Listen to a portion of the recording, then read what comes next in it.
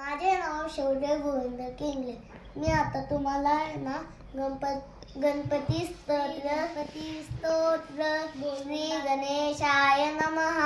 नारदवाच प्रणम्य शिरसा देवं गौरीपुत्रं विनायकं भक्तावासं स्मरे नित्यं आयुर्कामार्थसिद्धये. प्रथमं वक्रतुण्डं च दशमं तु विनायकम्. एकादशं गणपति द्वादशं तु गजानन.